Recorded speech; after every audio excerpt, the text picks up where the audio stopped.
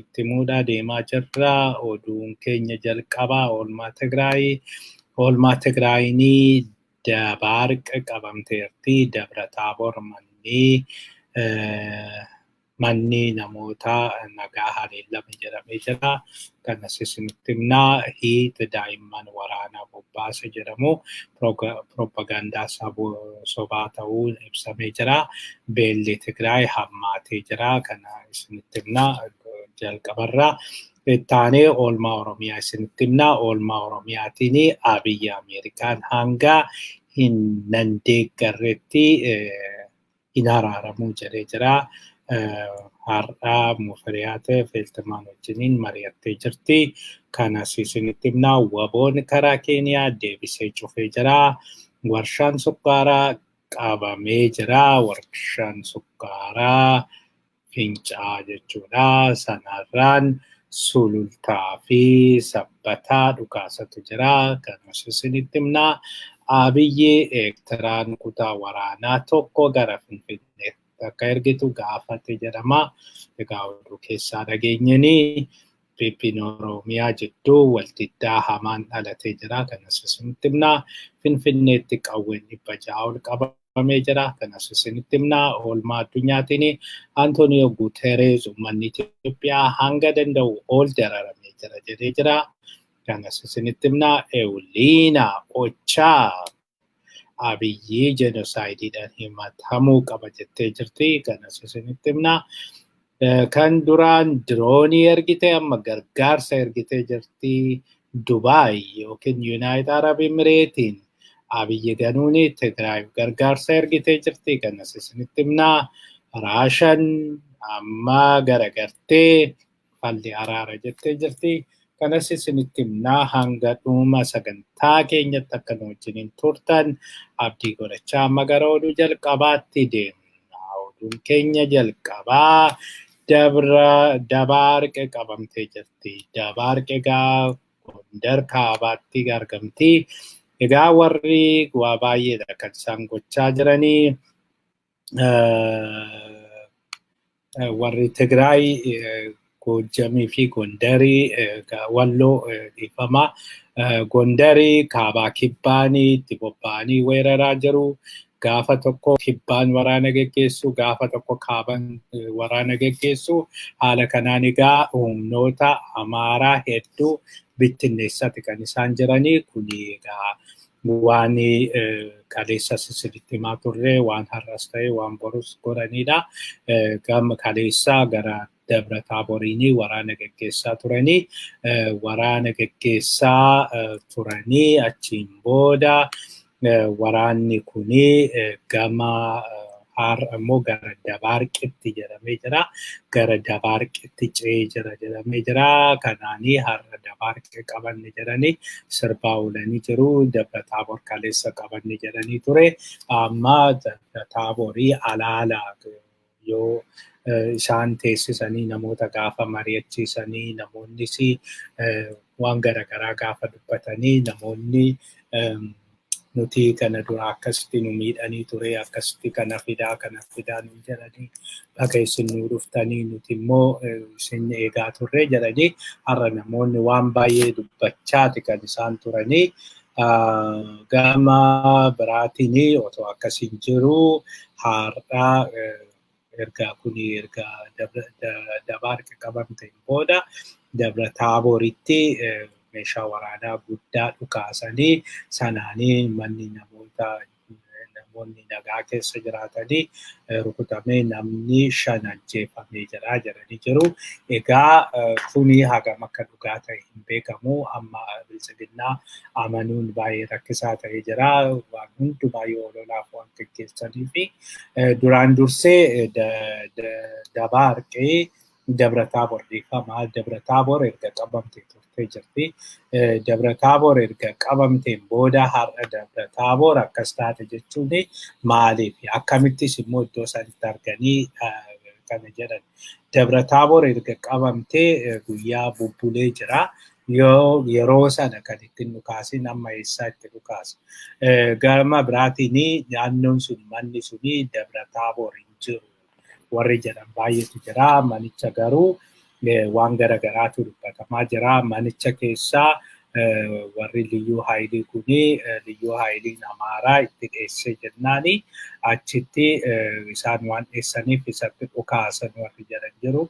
Gama biraatiin immoo xiyyaraan rukutameeyyuu kan jedhan jiru. Kana hundumaayyuu egaa kan argisiisu wantichi ammallee wal balaaleffachuutu jira. Garuu warri bilchiginnaa mo'atamuu isaanii waan argaa jiranii fi mo'atamuu isaanii kana kan balaaleffatanii amma addunyaan haa balaaleffatudha. Isaan amma kan wanti isaan gochaa jiranii addunyaan haa balaaleffatu. Nuti ammaanichi homaa gatiin qabnu himatamuun keenya noolu egaa addunyaa guutuun afaan tokkoon nu jibbee addunyaa guutuun nu balaaleffachaa ture. Ammas isaanis haa balaaleffatanii. Isaanis kan numa wajjiniin yoo nutis mana hidhaatti dhiyaanne ta'e isaanis nu wajjiniin hidhamuu qabu. Fuulduratti walumaan mana hidhaa tokkotti wal argina malee kophaa mana hidhaa keenya mana hidhaa hin deemnu waan jechaa jiran fakkaata wantichi. Kanaaf ammaa hunduma caalaa kan isaan irratti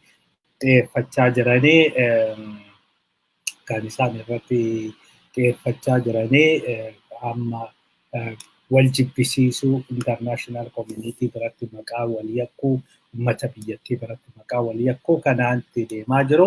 Kanumaan egaa hiitee yookiin humni ittisaa Tigraay daa'imman waraana bobbaase jedhamee propagaandaa sobaa kan hojjetamaa ture. Kana egaa BBC'n irraa ifa baasee jira. BBC'n akka ifa baasetti wanti kuni dogoggoraa waan akkasii ta'ee hin taanes hin jirus jedhee BBC'n soba jiru mirkaneessee jira. Kuni waan hin ta'in lafaa ga'aniiti kan isaan odeessanidha jedhee jira. Duraan dursee jira. BBC'n erga mootummaan waan kana hojjetee mootummaan karaa miidiyaa isaatiin karaa miidiyaa ETV'dhaan dhiyeessaa yeroo turetti akka jedhutti kunooti kana jira. Egaa kanaan BBC'n akka Tigray crisis Ethiopia teenagers become pose in propaganda war jedha. Kanaan akka BBC'n gabaasetti egaa duraan yoo akkas jedhanii gaafa isaan gabaasanii nutis wanti inni kun dhugaadha jennee garasitti bilbilee jennaani warri hooggantoonni naannoo sanaa dubbisuu dandeenya ijoollee kanaa jennaani hin dandeessuu jedhanii achiin booda ijoollee kana akka dubbisnu nu godhanii ijoollee kana akka dubbisnu yoo nu godhanii ijoolleen kun ijoollee Tigraay ta'anii afaan Tigreetiin dubbisna jennaani lakki afaan Tigreetiin dubbisuu hin dandeessan. Afaan Oromoo afaan Amaaraa qofaan dubbisuu dandeessu jedhanii achi shakkii nu godhannee achiin booda haasofsiisnee ijoolleen waanuma wal fakkaataa jechaa turanii booddeerra ergasii waraabne waan waraabne sani deebisnee gaafa dhaggeessisnu jalaa warra isaan qabe sanitu aangawiitu akkas jedha jedheeni itti hima jedhanii jiru. Kanaan egaa warri qabe suni waan itti himan ijoolleen deebisanii jechaa turani. Kana jechuun egaa sobaa jechuudhani BBC'n gabaasee jira. Egaa kana jechuun amma wanta biraa yoo injifatamanii akkas kan gochaa amma waan hin ta'initti waan lafarra hin jirre waan hin uumamne fakkeenyaaf nuti himatamnee jirraa gocha waraanaatiin jeenosaayidiidhaan waar kiraayimii waan baay'eetu isaan eeggachaa jira. Warra wayyaanee akkamuma gooneet nu ofitti daballa. Waraana kana keessatti egaa akkam goonee ofitti daballeeti isaanis akkuma keenya nu wajjin hidhamanii walumaanii mana hidhaa wajjin galla. Akkas taana malee nuti himatamnee nuti mo'atamnee isaan abadan hin nyaatanii jedhanii jiru. Kanaan egaa yoo soba kan isaanii propagaandaa sobaa kana kan isaan facaasaa jiranii kana amma ijoolleen daa'immanii kanatti bobba'anii jiru jechuudhani erga propagaandaa kana hojjechuu jalqabanii turanii jiru.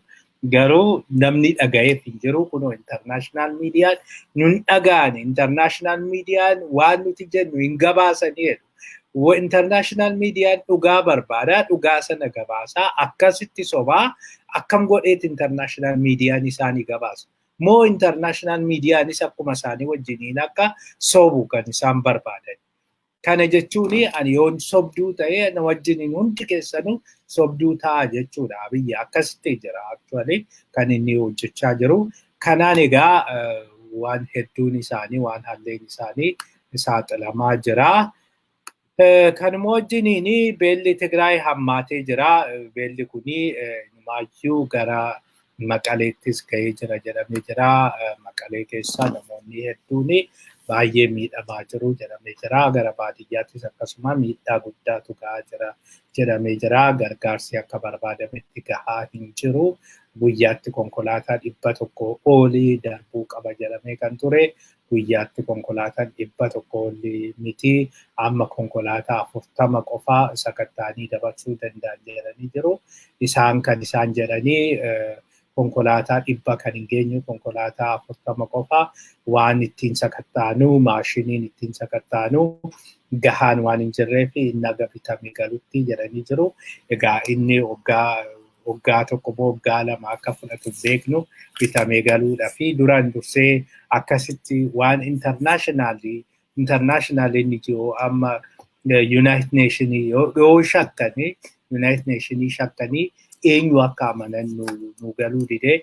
Duraan dursee isaan akkasitti shakkanis manni Tigraay yookiin immoo warri Tagaaru agasuma babal'achaa jiru, agasuma deemaa jiru. Kanaan egaa kanaan waan isaan to'achuu danda'an hin jiru garuu dubbii ofitti hammeessan malee kuni egaa amma mufii guddaa uumaa jira, rakkoo guddaa caalaa ofitti dabalaa deddeebisaa jiru. Waanuma hunda sababa fuudhu jedhanii akka gargaarsi kuni achi hin geenye ummata barbaadamu sana ummata Tigraay biraa gargaarsa akka hin geenye waan baay'ee dabarsaa jiru jedhamee jira. Kanaan egaa ammallee warri Tagaaruu akka jechaa jiranitti gargaarsi uummataa nu wajjiniin dhaabachuu qabaa jedhanii jiru. Kanaafi uummanni Oromoos haa ta'u uummanni biraa warri biyya alaa kana jirtanii otoo warra Tigraay wajjiniin mari'attanii tokko walgahii waliigalaa tokkotu jiraate gaariidha. Walgahiin irratti uummanni mari'atu warra dhaaba siyaasaa otoo hin ta'in uummanni koominiitiin Tigraay koominiitiin Oromoo koominiitiin warra kaanis akkasuma irratti mari'atu tokko mariin tokkoo fi otoo godhamee gaarii ta'uun oolu. Sanuma wajjiniin immoo warri Oromoonis haga humna keenya uummata kanaanis ni jira jechuudha fi gargaarsi hammi tokko walitti qabamee uummata Tigraay godhamee gaariidha. Maaliif suni solidaaritii dabala. Akka uummataa akka dhaabatti otoo hin ta'in akka uummataatti waan gaarii walii hojjechuun gaariidha. Otoo beekanii warri kun otoo beekee mootummaatu amma uummata Tigraay ga'uu qabna jedheeyyuu silaa qarshii walitti qabuu qabaa ture. Isaaniif uummanni Tigraay diina waan ta'eef nuti immoo uummata Tigraay diina godhannu uummata rakkate hundumaa gargaaruun dirqama keenyaa. Kanaaf otoo uummata kana wajjiniin dhaabatanii gaarii ta'uu hin oolu. Kana irratti egaa karaa koominiitii keessanii karaa garaagaraa karaa dhaabbilee Oromoo jiranii otoo mari'atanii gaarii ta'uu hin oolu. Karaa isinitti mul'ate isinis keessa mari'adhaatoo as otoo bahee yaadni kun gaarii fakkaata. Tokko waa lama egaa kuni warra biyya keessa jiru caalaa rifachiisaa. Kana dura isaan biyya keessaa amma walitti dhufeenyi abbuutii fi waboo kuni baay'ee isaan rifachiisee hiriira baasutti deemanii jiru. Nutis kana callisnee taa'uu hin qabnu. Yoo barbaachisaa ta'e hiriira wajjiniin waamuu, hiriira wajjiniin bahuu ni dandeenya. Yookiin immoo marii wajjiniin gaggeessuu ni dandeenya. Marii tokko akka koominiitiitti yookiin immoo fandiraayizingii gaggeessamee akkasitti gargaarsi kuni gara warra barbaadamuuf akka deemu gochuun ni danda'ama. Hundumaafiyyuu waan garagaraa hojiin garagaraa nu eeggataa kanaaf warri ala jirtanii waan kana otoo hojjettanii gaariidha. Sanaan gara oolmaa Oromiyaatti jeenaa. Oolmaa Oromiyaatiin Abiyyi Ameerikaan hanga na hin deeggarretti hin araaramuu jedhee jira. Egaa har'a Feeltimaanii Mufriyaat wajjin mari'atee jira. Kanaanii amma waan garagaraati kan nagaa jirru. Wanta garagaraati kan dubbatamaa jiru. Gama tokkooni Abiyyi Turkiiyyuu kan deemee itti qophaa'e yoo ta'ini Feeltimaan jalaa baqachuudha fi dhiifamaa Turkiin na waamee, Turkiin pirezidaantichi na waamee achiin dhaqee kanaafanii jechuudha fi jedhamee jira. Kanaan egaa hanga ammaa Feeltimaanii waliin argine, Feeltimaanii wal arguus hin fedhu jedhanii sanaan ala Feeltimaan Dammaqa Makonnin argee jira. Akkasumas Mufriyaat wajjin wal arganii jiru, ishii wajjin mari'atanii jiru. Jarri lamaan wanti isaan fidanis hin jiru, wanti isaan godhanis hin jiru. Dubbiin kan jiru Abiyyi bira. Abiyyi hin ta'a jennaan hin ta'a, hin ta'u jennaan hin ta'u. Jarri kan lamaan homaa murteessuu hin danda'anii, waan tokko murteessuu hin danda'anii. Kanaan egaa amma akka jedhanitti nuti Abiyyi akka karaa diinaa muftiitiin fagoretti Ameerikaanii saayidii qabatteerti. Ameerikaanii gara keenya gorree nun deeggarree waan tokko nuti yoo waan baay'ee goonu keessattuyyuu namaa fi gargaarsa namaatii fi maalii fi waan hunda gaafa goonu isa kanarratti takkaayyuu nun deeggarree takkaayyuu nu wajjiniin hin dhaabanne kanaafi maaliif waan ta'eefi kanii araaratti gallu. Ameerikaan saayidii waan qabatteefi yaada Ameerikaa hin fudhannu jedhanii jiru. Kanaan egaa Feeltimaanis akkuma dhuftetti deebi'i. Wanti asii gootus hin jiru, wanti nu gargaartus hin jiru. Yaadni araaraa isin dhiyeessitanis nuuf fudhatama hin qabu jedhanii jiru. Gama biraatiin har'a UN'n egaa waddas isinitti himna. UN'n gara tokkoon dubbii gaafii gaafatanii jiru. Gaafii gaafatan kanaanii araarri bu'uu qaba jedhanii jiru. Araarra kanaa dhuguma gaafatanii jirtu jedhanii gaafatanii jiru. Dhuguma araara kana akka bu'uu isin gaafatanii jirtu jedhanii gaafannaan gaafadheen jira. Ani mataa kootiin har'a ganamallee Abiyyitti bilbilee wajjiniin haasa'een jira. Araarri dirqama. Dubbii kana waraanni hin fitu araaratti deebi'uu qabdu jenneen jirraa jedhee jira. Garuu tolee jedhees na didees hin jenne achirratti. Gama biraatiin itti aanan koo Maartin Griffiths egaa Dabratsiyoon wajjin mari'atee jira jedhee jira. Kana jechuun egaa UN'n Dabratsiyoon wajjiniin walitti dhufeenya jalqabee jira jechuudha. Maartin Griffiths kana duras gara Maqalee deemee jira. Gara Maqalee deemee isaan wajjin wal argee jira. Isaan wajjin mari'atee jira. Wal arguu fi mari'achuu isaa ifatti dubbanne malee isaan wajjin mari'atee jira. Ammas bilbilaanii isaa Dabratsiyoon wajjin mari'atee jira. Kuni mootummaa Itoophiyaa baay'ee aarsaa. Mootummaan Itoophiyaa tokko akka shoror keessatti lakkaa'a. Abboota akka shoror keessatti lakkaa'a. Ani shoror keessadha jedhee UN'n shoror keessadha jenne ani shoror keessatti lakkaa'e isaanii qixa koo ilaalanii anaas isaanis qixa dubbisu kuni sirrii miti jedhee haara. Akkamitti qixa ilaalamnaan kana duraayyuu baay'ee kan isaanii mormaa turanii fi kan isaan baay'ee balaaleffachaa turanii akkamitti qixa ilaalamnaadha. Isaan naannoo bulchuu ani nugusaa isaan immoo nama paarlaamaadhaan atileest caffeen Tigraay nama filateedha. Ani nugusaa fi nama tokko Dabratsiyoon akkamitti qixa nu ilaaluu jedheeti biyyi kan inni mufaatiin isaa. Kanaan waan faallatu dhufaa jira. Kana jechuun isaan caalaa kana dura kana duraa kan godhanii hin beekne ifatti wajjin hin mari'anne ifatti wajjin hin dubbanne jechuun isaanii fi injifannoo guddaadha. Injifannoo dippiloomaasii guddaadha. Afaan dippiloomaasiitiin Abiyyiif immoo injifatamuudha kuni Abiyyi hagam akka fudhatama dhabe hagam akka gadi deemaa deemu amma kana dura Antonio Guterres sobsiisee jira. Ofii isaatii sobee Eertiraan hin galle jedhee ofii isaatii sobsiisee jira. Namni kun ammas waanuma hin jirre itti dubbatee waanuma hin jirre itti deddeebisee achiin booda waan dubbii ofitti fiduudhaaf deemaa jira. Keessattuyyuu UN'n Security Councilin torban dhufu waan ta'uufi achirratti waan hamaan dhufuudhaaf deemaa jira fakkaata. Kanumaan kan ittaanutti ceenaa waboon karaa Keeniyaa deebisee cufee jira.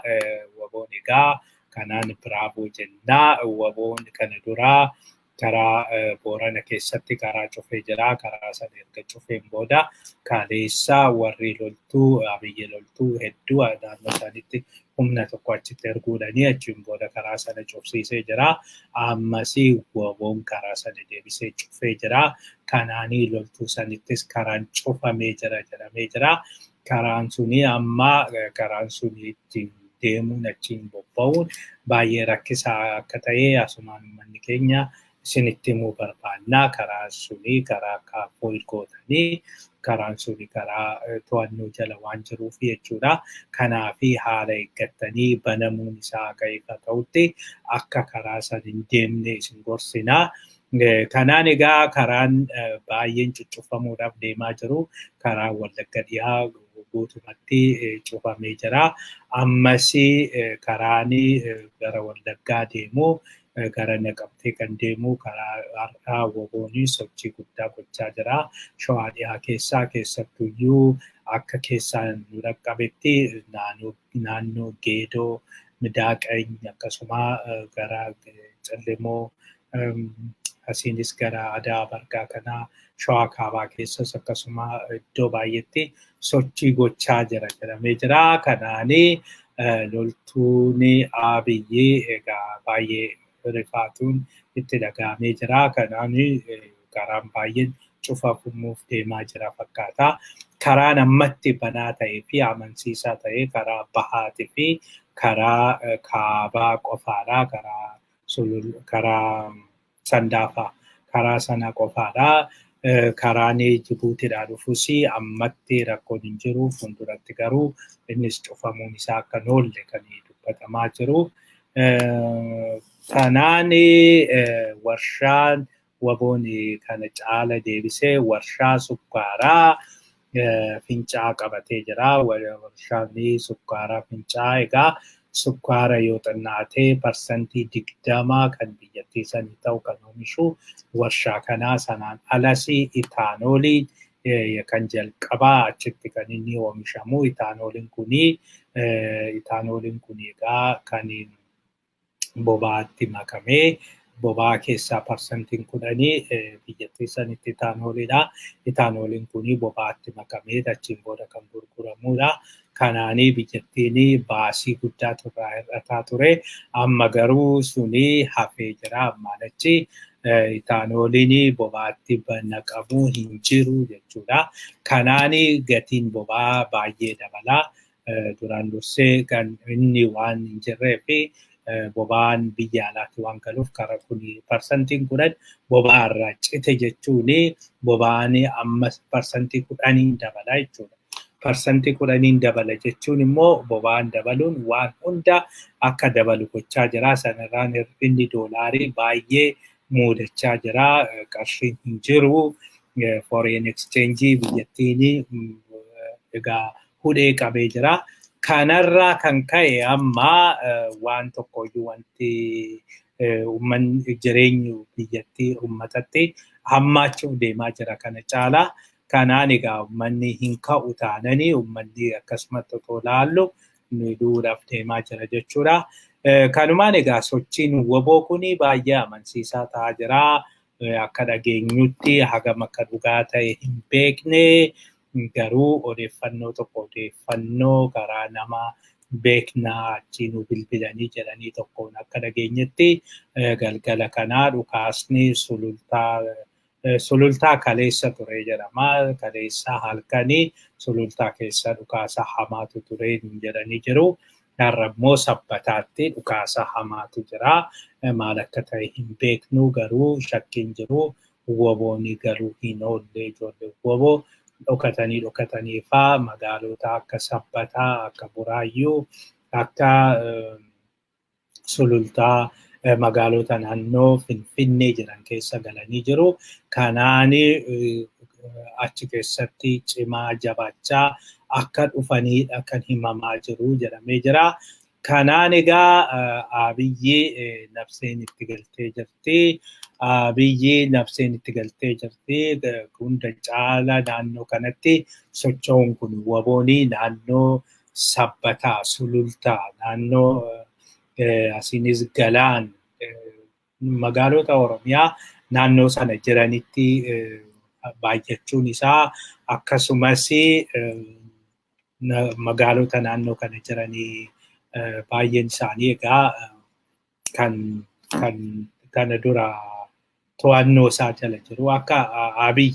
Akka amantaa Abiyyitti biyyattii kan bulchuu danda'u yookiin biyyattii nan bulcha kan jedhu Shawaa oo qabateedha. Shawaa qabatee jennaan Shawaa kan bulchu hundumaa hin bulchaa jedheeti akka kunoo he who rules the center rules the periphery sanaadha.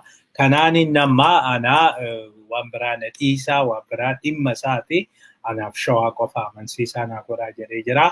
Kanaan egaa Abiyyi amma loltuu naannoo sanitti cimsachaa jira jedhamee jira. Loltuu naannoo sanitti cimsachaa jira. Naannoon inni loltuutti cimsachaa jiru kuni Oromiyaa keessaa iddoo 5 jedhamee jira. Gama tokkoon gara Salaalee Fiicheen aanaa Daagim jedhamu.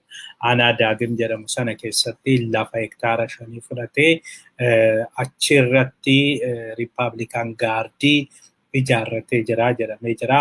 Kaampii Riippaabilikaan Gaardii ijaaree jedhamee jira. Kanaan iddoon tokko achi teessoon isaanii aanaa Gidaamii kana waan egaa woboon waan gootan hin beektu naannoo isaaniitti. Lammaffaan Ginciidha. Ginciittis akkasuma hektaara 5 fudhatee jira jedhanii hektaara 5 fudhateeti achitti kan inni kaampii ijaarratee jedhamee jira. Asiinis immoo gara sabbataa kanaanii bakka Iluu Galaan natti fakkaata naannoo sanitti lafa hektaara 5 kan inni fudhatee jedhamee jira. Gara kaabatiinis aanaa Qimbibiitii akkasuma fudhatee jira. Kanaan egaa iddoo 5 hektaara 5 fudhatee aanawwan kana keessatti hektaara 5 fudhatee sana fudhatee kaampii achitti ijaaree woboon waan gootusitu beekaa. Egaa asirratti wanti isinitti himnu akka keessaa dhageenyetti namoonni dhimma kana sirriitti beekan keessaa akka nutti himanitti duraanii meeshaa waraanaa warri kuni warra Riippaabilikaan Gaardiiti. Riippaabilikaan Gaardiidhaaf kan ijaaramanii Riippaabilikaan Gaardii baay'een isaa jalaa rukutamee jira. Riippaabilikaan Gaardiin biyyuma keessattis Finfinneedhuma haala garaagaraan haphattee jira. Kanaaf teessii waraanatti ergee waraanattis Tigraay keessatti kan jalaa rukutamee jira. Yeroo darbe Affaarittis jalaa rukutamanii jiru. Kanaafi wanti jalaa haphatee jira. Sanaafi meeshaa waraanatiin isaan cimsuudhaaf jecha kan Iizii jiddu galaa kan jedhamu kan Shumaa Abdataa hoogganu isarraa meeshaa waraanaa gurguddaa garasitti jijjiiran jedhama. Garasitti fidanii jiru. Kanaaf iddoo akkasii kana meeshaa waraanaa gurguddaas jira jedhamee jira. Meeshaa waraanaa gurguddaa akka taankii, marfee,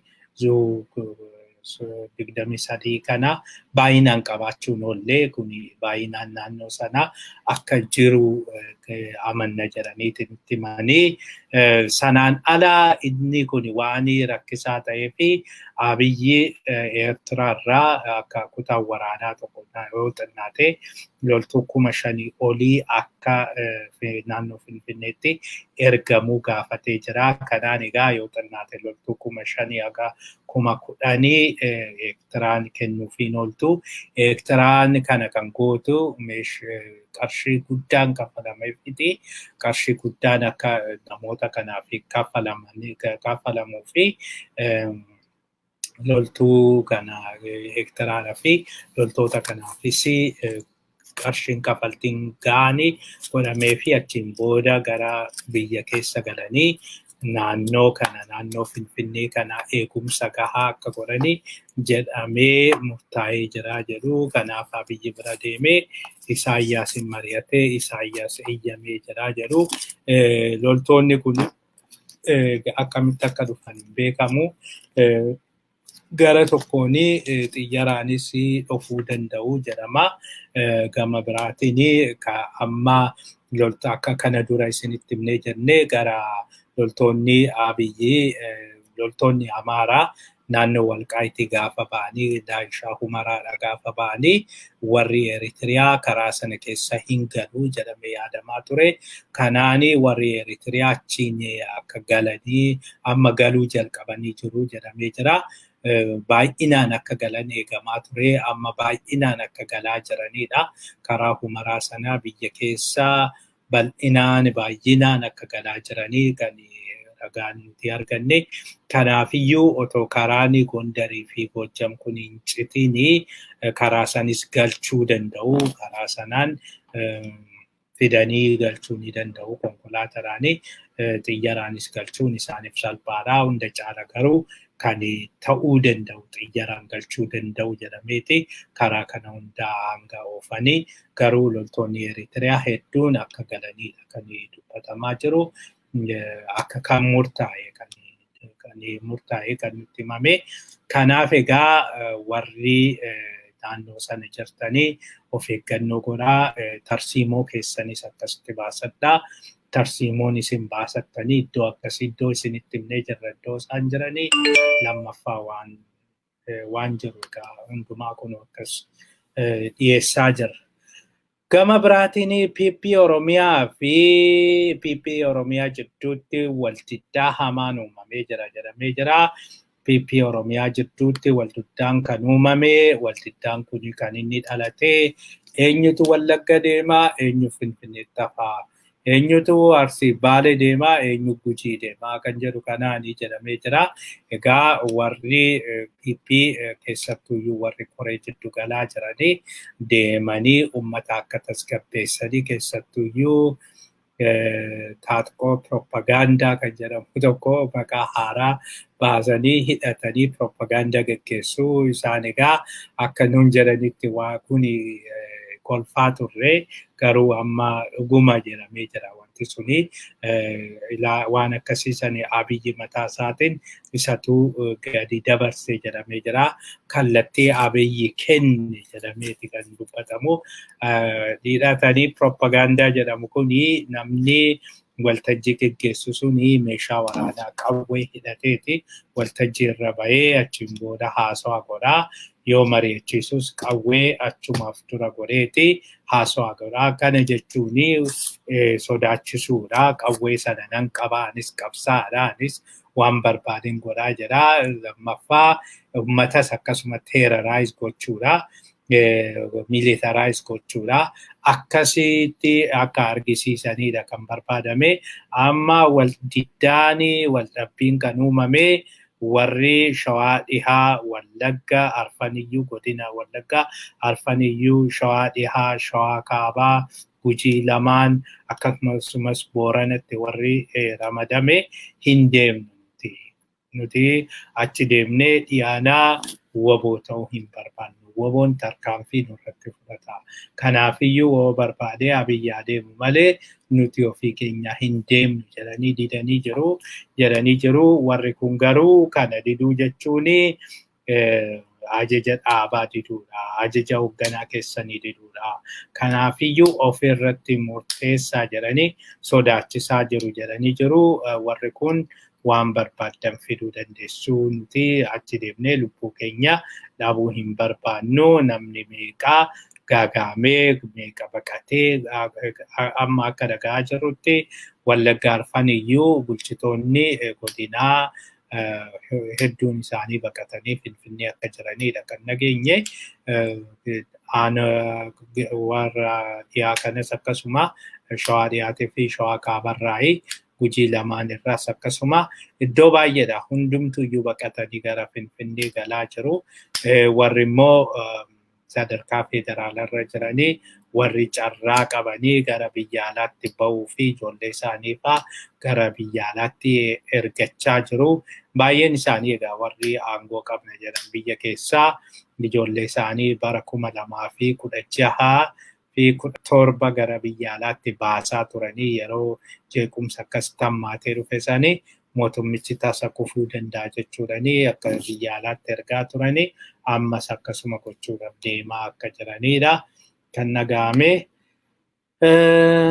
kanumaanii gara Finfinnee oduu dhumaatti deemnaa. Finfinneetti qawween 600 ol qabamee jira jedhamee jira. Qawween kun egaa kan inni dhufee eessa akka ta'e hin beeku. Warra federaal poolisiitu qawwee 600 argee ofiin qabee jedhee jira.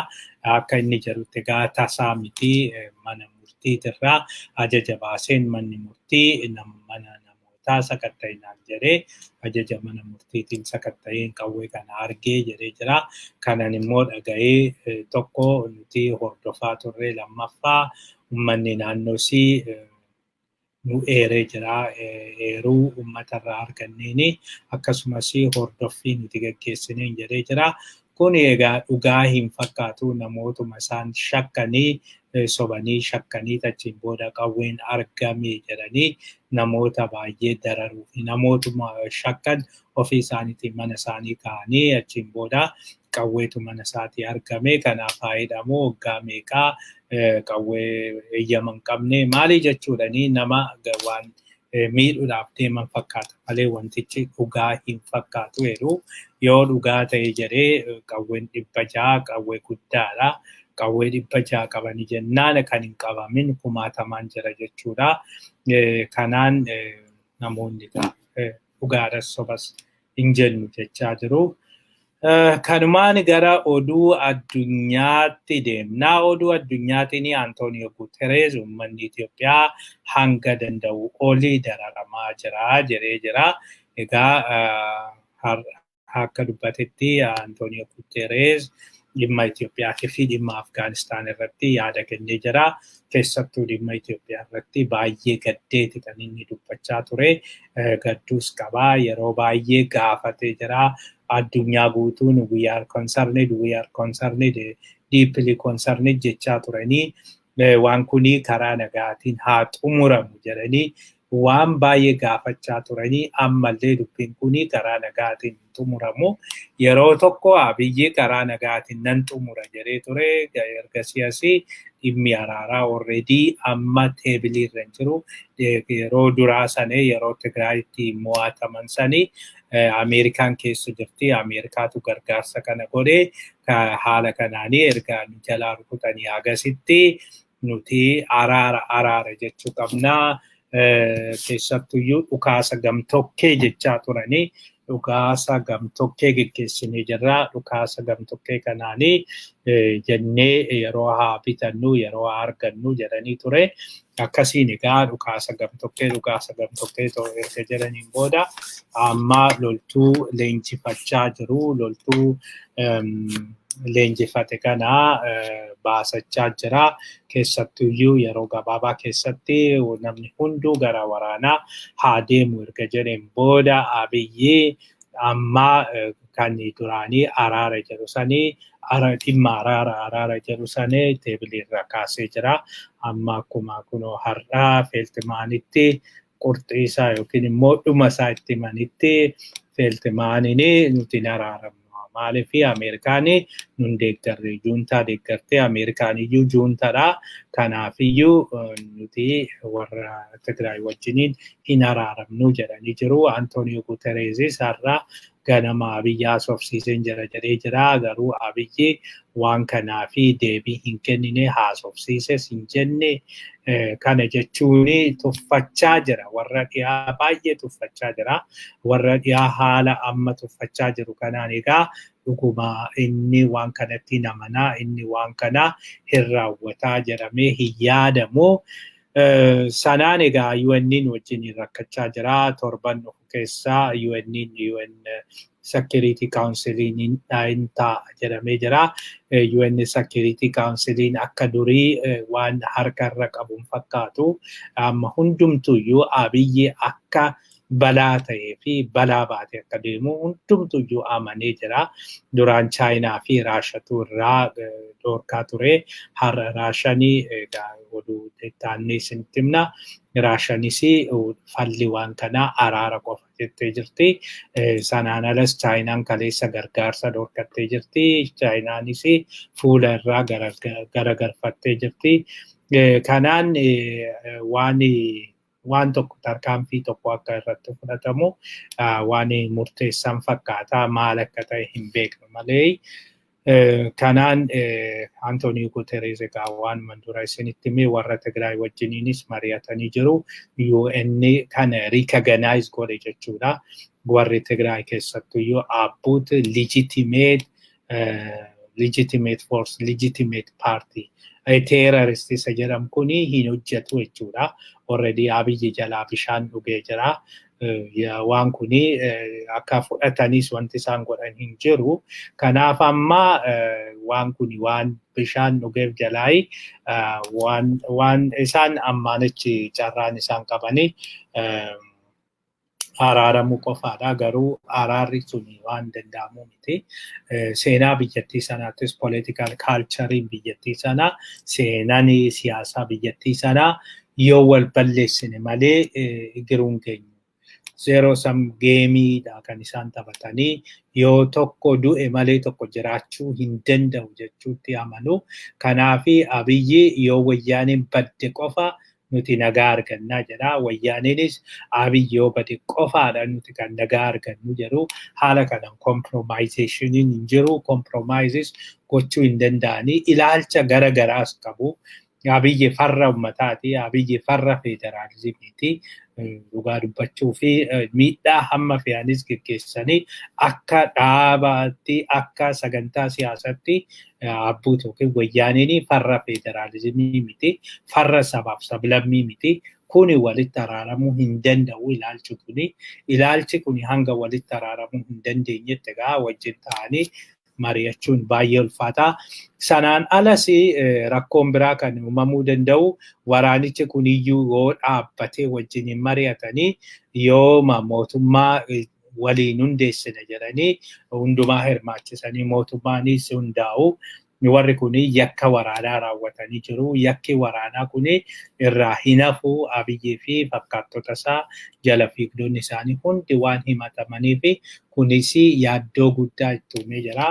Kanaafi amma yookiin badanii barbadaa'u, badaniituma baduudha malee kan isaanii yaadaa jiranii waan biraa miti. Kuni garuu keessattuyyuu Ameerikaatti akkasitti qoosuun kuni gatii guddaa isaan kaffalchiisa. Ameerikaanii waan barbaadde goote tasa du'e jechuu dandeessi namicha kana. Tarkaanfii barbaadde irratti fudhattee tasa du'e jechuu ni dandeessi. Kanaaf isaanii hubachuu hin dandeenye callisanii ilaalaa jiru. Yoo barbaachisaa ta'e homaa tarkaanfii yoo irratti hin fudhatini amma warra wayyaanee fuudhanii 4 kiiloo galchuu ni danda'u.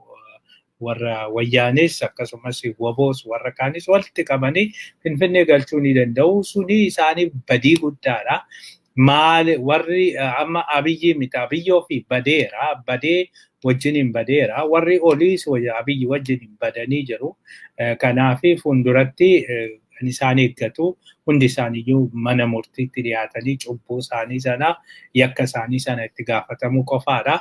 Warra sanaa gadiiti. Warri itti silaa amma otoo baani, silaa amma otoo mormani, silaa amma ofii jedhanii waan biraatiif miti obbaasuudhaaf jecha amma bannee jirra kana caala baduun qabnu kanaaf si ga'e otoo jedhanii Abiyyiin waan kuni salphumatti dhaabbachuu danda'a biyyattis baraaruu danda'u haa ta'u malee biyyattiin haala amma jiruun sana keessa hin jirtu. Gama biraatiin Ewliin Ochaaba Abiyyi jenosaayidii raawwatee jira jettee jirti. Abiyyi jenosaayidii waan raawwatee fi seeraa addunyaatiin namni jenosaayidii raawwate tokko mana murtii addunyaatti dhiyaachuu qaba jettee jirti. Egaa har'a kan ishiin gaafattee Ewlaana Ochaabe ishii kanaa kunooti ishii kanaa ishiin kuni genocide response kan jedhamu kan ishiin hoggantu dubartiin kuni egaa har'a yaada kenniteeni kuni waan beekamaadha waan mirkanaa'eedha waan kana raawwachuun isaa ishii Abiyyi waan kana raawwachuun jenosaayidii gaggeessuun isaa waan beekamaa ta'edha waan hundi beekudha. Kanaafiyyuu coalition for genocide kan jedhu hogganti. Egaa kanaafiyyuu Abiyyi waan kana raawwatee jira jenosaayidii gaggeessee jira. Yakki jenosaayidii immoo iddoo hundumattiyyuu nama himachiisa. Kanaafiyyuu ammuma dhimma kana ilaalamuu qabaa dhimma kanaanii mana murtiitti dhiyaachuu qabaa jettee jirti. Egaa Abiyyi maal akka jedhu hin beeknu garuu waan ooluufi miti. Gama biraatiin United Arab Emirates kana dura diroonii ishiitiin wayyaanee haleeluudhaan wayyaaniin akka mo'atamtu goote yeroo sanitti Abiyyiin gowwoomtee Abiyyi sossobee waraana keessa galchuudhaanii kana dura egaa badii guddaa geessitee amma sanarraa deebitee diina Abiyyi ta'uudhaanii wayyaanee gargaaraa jirti yookiin immoo uummata Tigraay gargaaraa jirti. Dhiifama uummanni Tigraay fi wayyaaniin garaagaraa Ganaani United Arab Emirates send food aid to Ethiopian Tigray regionidha. Kanaani toonii 200 ergitee jedhanii jiru. Waan kanaa xiyyaaraan kan ishiin ergitee xiyyaraan har'aa zayitii kun argaa jirtu alaabaan isaanii asirra jira.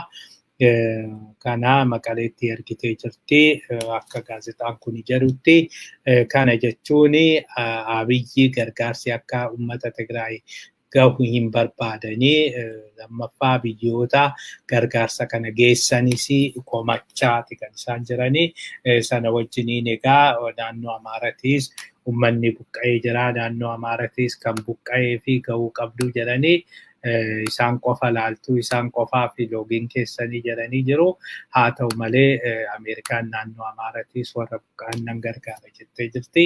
Hundumaafiyyuu nutti tolee fi hagam akka siyaasni naannoo sanaa jijjiiramaa jiruu fi Abiyyi akka kophaatti hafe kan isinitti argisiisu United Arab Emirates dura inni abdatee dura gaafa inni Nobel Prize fudhatu Dubaay irratti egaa alaabaa biyyattiitii fi suura isaa argisiisaa turanii har'a faallaa isaa garagaranii warra inni hin feene deeggaraa jiru. Kana dura boombii kan darbachaa turan amma qamadii fi zayitii darbachuu jalqabanii jiru. Kanaan egaa biyyattii keessa zayitiin uummanni zayitii dhabee zayitiin leetira 5 amma 700-800 galee jira jedhamaa jira. Warra Tigraay garuu tolaanii United Arab Emirates dhiyeessaa jirti.